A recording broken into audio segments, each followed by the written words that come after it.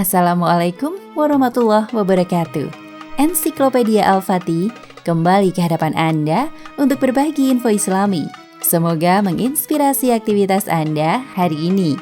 Dan jangan lupa klik tombol subscribe dan aktifkan notifikasi tombol lonceng agar tidak tertinggal berita terbaru dari Ensiklopedia Al-Fatih.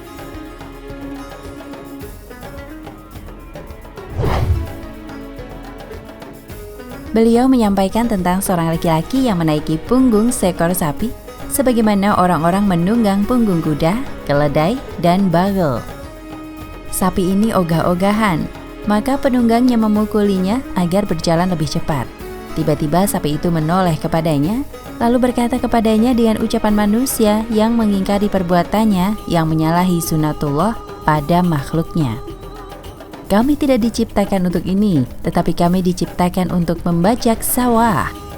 Seolah-olah sapi ini berkata kepada pengendara, "Kamu telah berbuat zalim kepadaku dengan mengendaraiku, dan kamu telah menggunakanku untuk sesuatu di mana Allah menciptakanku bukan untuk hal itu."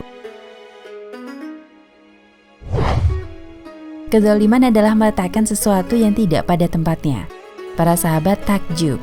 Kisah ini mengundang ketakjuban. Mereka berkata, "Subhanallah, seekor sapi berbicara." Ucapan mereka ini bukan merupakan sikap mendustakan Rasulullah. Tidak mungkin mereka mendustakan. Akan tetapi, para sahabat mendengar sesuatu di luar adat kebiasaan yang terlihat. Maka Nabi menegaskan lagi berita ini dan menetapkannya dengan mengatakan bahwa dirinya beriman kepada hal itu. Begitu pula Abu Bakar dan Umar. "Sesungguhnya aku beriman kepadanya." Begitu pula Abu Bakar dan Umar, ujar Rasulullah. Pada saat beliau menyampaikan hadis ini, Abu Bakar dan Umar sedang tidak hadir di masjid bersamanya. Nabi mengucapkan hal ini ketika keduanya tidak hadir karena beliau mengetahui besarnya kepercayaan keduanya kepada Allah dan besarnya keyakinan dan iman keduanya terhadap kodrat Allah atas segala sesuatu, termasuk atas sapi yang berbicara ini.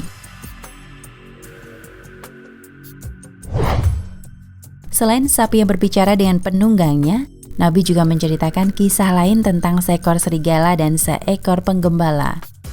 Serigala ini menyerang domba milik seorang penggembala. Ia mengambil seekor domba. Penggembala ini adalah seorang yang kuat dan berani. Dia pun mengejar serigala itu dan berkata, "Kamu menyelamatkan domba ini dariku. Lalu siapa yang akan menyelamatkannya pada hari datangnya binatang buas, di mana pada hari itu tidak ada pengembala selain diriku?"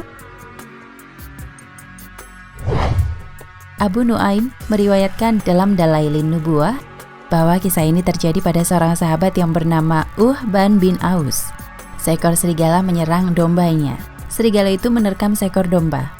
Uhban berteriak, lalu serigala itu duduk di atas ekornya. Serigala itu lalu berbicara kepadanya, "Siapa yang akan menjaganya di hari ketika kamu sedang sibuk darinya? Kamu telah menghalangiku mendapatkan rizki dari Allah." Uhban berkata, "Lalu aku menepuk tanganku, aku berkata, 'Demi Allah, aku tidak melihat sesuatu yang lebih aneh dari ini.'" Hal ini terjadi setelah Nabi diangkat menjadi Rasul. Serigala itu berkata, "Ada yang lebih aneh dari itu. Seorang utusan Allah di kota yang ditumbuhi kurma, dia mengajak kepada Allah." Lalu Uhban datang kepada Rasulullah. Ia menceritakan hal itu dan masuk Islam. Rasulullah telah menyampaikan bahwa kiamat tidak terjadi hingga binatang buas berbicara kepada manusia dengan bahasa mereka. Ini pasti terjadi karena Nabi telah menyampaikannya.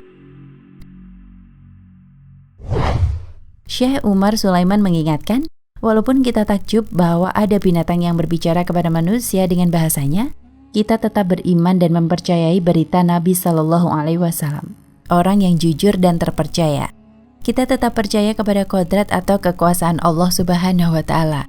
Dan Allah telah memberitakan bahwa anggota tubuh manusia pada hari kiamat akan berbicara dan menjadi saksi atasnya. Dan mereka berkata kepada kulit mereka, "Mengapa kamu menjadi saksi terhadap kami?" Kulit menjawab, "Allah yang menjadikan segala sesuatu pandai berkata, telah menjadikan kami pandai pula berkata. Dan dialah yang menciptakan kamu pada kali pertama. Dan hanya kepadanya lah kamu dikembalikan." Quran Surat Fussilat ayat 21. Serigala ini mengisyaratkan hari datangnya binatang buas di masa yang akan datang. Pada hari itu ternak-ternak dibiarkan bebas, maka binatang-binatang buas menyerangnya dan merusaknya karena tidak ada yang menjaganya dan melindunginya. Sepertinya hal ini terjadi menjelang datangnya kiamat pada saat puncak fitnah.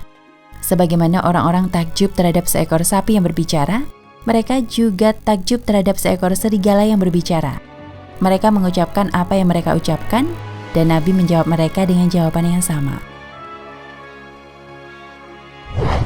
Sesuatu yang aneh bagi para sahabat adalah berbicaranya hewan kepada manusia dengan bahasa manusia. Adapun manusia berbicara dengan hewan dengan bahasanya. Ini perkara lain. Kisah tentang sapi dan serigala yang bisa berbicara dengan bahasa manusia ini diriwayatkan oleh Bukhari di beberapa tempat dalam Sahihnya. Yang paling komplit adalah riwayat dalam Kitab Ahadisil Anbiya 6-512 nomor 3471. Diriwayatkan pula dalam Kitab Fadhailus Sahabah bab sabda Nabi, seandainya aku mengangkat seorang kekasih 7-18 nomor 2663. Nabi Sulaiman. Nabiullah Sulaiman mengerti bahasa burung dan hewan. Allah telah menyampaikan bahwa ketika pasukan Sulaiman mendatangi lembah semut, berkatalah seekor semut, "Hai semut-semut, masuklah ke dalam sarang-sarangmu, agar kamu tidak diinjak oleh Sulaiman dan tentaranya." Sedangkan mereka tidak menyadari. Maka Sulaiman tersenyum dengan tertawa karena mendengar perkataan semut itu. Quran Surat An-Naml ayat 18-19. Ketika Sulaiman memeriksa bala tentaranya, di mana salah satunya adalah pasukan burung, dia tidak melihat Hudhud, salah seorang bala tentaranya. Sulaiman mengancam akan menyembelihnya jika ia pulang tanpa memberi alasan yang benar tentang ketidakhadirannya. Ketika Hudhud hadir dan berdiri di depannya, dia berkata kepada Sulaiman, "Aku telah mengetahui sesuatu yang kamu belum mengetahuinya, dan aku bawa kepadamu dari negeri Saba suatu cerita penting yang diyakini. Sesungguhnya aku menjumpai seorang wanita yang memerintah mereka, dan dia menganugerahi segala sesuatu, serta mempunyai singgasana yang besar." Quran Surat An-Naml ayat 22-23. Dan seterusnya, seperti yang dikatakan kepada Sulaiman, Hudhud menyampaikan berita tentang Ratu Saba dan rakyatnya, juga kesyirikan mereka. Lalu Sulaiman memintanya agar menyampaikan suratnya kepada Ratu Saba dan meminta balasan dari Ratu Saba atas surat Sulaiman. Sebagian binatang ada yang berbicara kepada Rasulullah dan beliau mengerti apa yang mereka katakan. Seekor unta pernah mengadu kepada beliau tentang perlakuan buruk majikannya yang selalu memukulinya.